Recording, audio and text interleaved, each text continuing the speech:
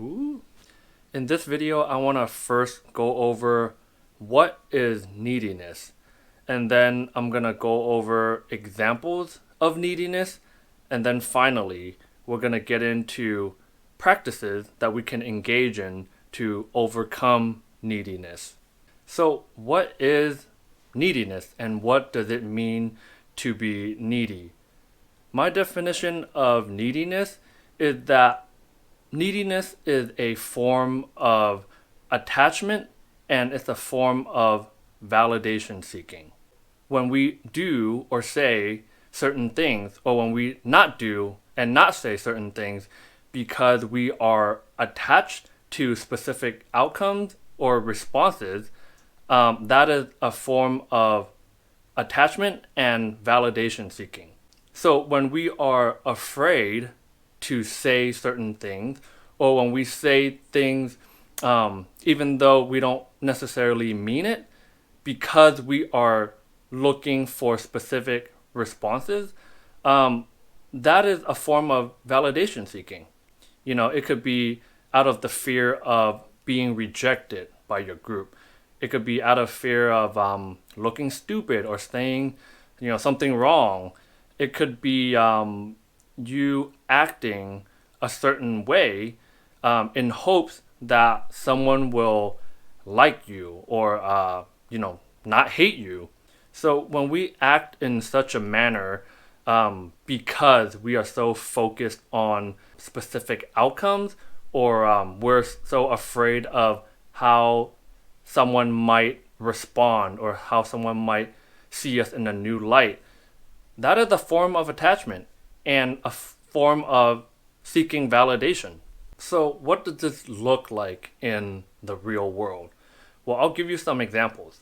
When I don't say certain things in a group setting or at work, even though that's on my mind and I think it's a brilliant idea, when I hold back and I don't give my input because I fear, it might be the wrong answer, or it might be perceived as a stupid idea, this is a form of attachment and validation seeking. Say if I'm looking to date someone, and in my mind, if I know that the girl is playing games, but yet I refuse to be direct and transparent and get clarity on what the other person's intention is, because I fear, they're gonna straight up reject me or hate me, this is a form of attachment. Being attached to not being rejected and, treading as lightly as possible. Say if I am really passionate about exercise and health, but if I fail to bring that up in a group setting, in front of, say, a group of people who don't exercise at all, because I'm afraid that, they're gonna judge me or not like me anymore, or think I'm a weirdo because, I'm some health fitness nut. This is a form of seeking validation. When I feel like I'm underpaid and overworked, but I refuse to bring that up to my managers for the fear of, looking bad or being a complainer or, not being a team player. This is a form of fear and attachment, attached to looking a certain way or being perceived a certain way, and ignoring your true thoughts and feelings and not expressing what's really on your mind, and therefore it makes it needy. You are needy for some sort of approval, or needy and being attached to some sort of image or outcome or response. And if you really think about it, all form of attachment is tied to seeking validation or validation seeking. And with that, on a deeper level, it's also related to fear. You are afraid to say or do, to act out on your intentions and thoughts because you are afraid of something. and you are just so attached to specific outcomes. And I think most importantly is that this is all a form of dishonesty, because every time we do not act out on our intentions and say what's on our mind, we're being dishonest with ourselves. Because every time we do something, not because not because it's like truly our intention, but because we want to do it because we're looking for like specific outcomes, or like we want to be accepted, or we want people to like approve us and accept us and like us. That is not being honest to ourselves. And every time we do that, it's in a sense, it's kind of a self-betrayal. And just a little side note that I'm realizing as I'm speaking into this is that when we are needy, it's the opposite of independence and free will. Because when we act out of integrity and we don't do what we truly believe in, but we do it because of social expectations, or like social pressures, or trying to look a certain way, or like be accepted by certain people, be liked by certain people, that is not independence, because that is not in alignment with who you want to be or how you want to act. So instead of being independent, neediness is a form of dependence, right? Because you're needy, you need someone, whether it's physically or on a approval level or whatever. Like, you are dependent on outside influences, and therefore you are not independent. So what can we do about this?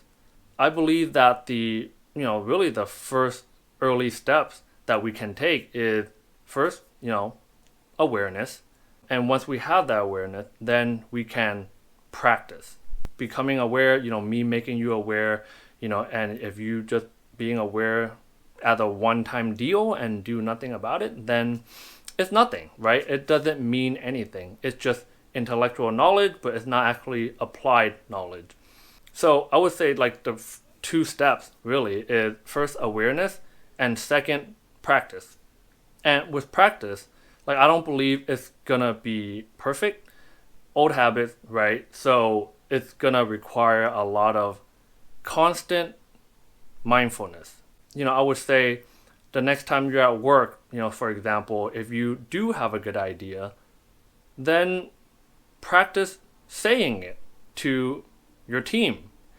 Say it because you think it's a good idea, not because you think people are gonna praise you and clap for you and be like, oh, you did such a good job, like, you're such a genius, brilliant genius. Like, when you start thinking like that, you are attached to people giving you praises. So is a form of attachment, and therefore neediness. So say it because you think it's a brilliant idea, regardless of whether the responses are good or bad. Another form of practice is, if you feel like pineapple should go on pizza, say it. Say it because that is what you truly believe in. Not because you're trying to stir the pot, or, if you don't say it, but you do feel like, pineapple, is good on pizza. Like, don't hold back from it because you're afraid of people are gonna like call you out on it and, start an argument with you. Say it because you think it's damn tasty, and not because you think people are gonna agree or disagree with you. Like, who cares if people agree or disagree? It's not gonna change how you feel about pineapples on pizza. And on a side note, pineapple is good on pizza, so come at me, bro. Don't kick my ass, please. And another example is the next time someone says something that is questionable, whether it's on like ethics, or maybe someone says something like kind of messed up, or maybe something like racist or something, bring it up and clarify instead of laughing it off because you're afraid like they're gonna start a debate with you, or they're gonna call you dumb or something. Say it because truly you are curious on if that person really meant what you thought they said. And regardless if they meant one thing or they meant another thing, it's not going to change like your initial thoughts and curiosity, which was, hey, what did this person actually mean? Instead of like, oh, hey, I'm not going to like ask them because I don't want to cause no trouble, or I don't want to like potentially start a debate. And I would say, as I am practicing this in my own life, because I recognize that I have a deep sense of neediness and like a level of attachment and major fear for doing or not doing certain things because I want to be accepted and liked by the maximum number of people. But I'm starting to realize that that's not the life to live, because that's not really living in integrity with myself, my thoughts, my feelings. That's just me putting up a front so that I can be neutral, as neutral as possible, and be liked by people. But like, even if they did like me, they're not liking me for me. They're liking me for the front that I'm putting. So yeah, like as I've been practicing this myself, I'm starting to realize that there is a level of peace and power to being detached to the results. When I say certain things and like not thinking about like, oh man, I wonder what they're gonna like say like back in response, right?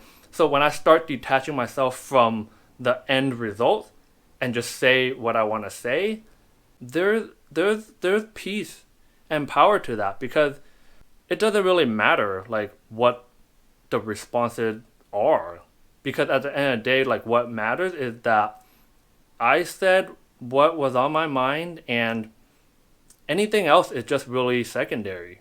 So having that level of detachment and really saying and doing things not because we're looking for some sort of response, but because that is what we truly believe in.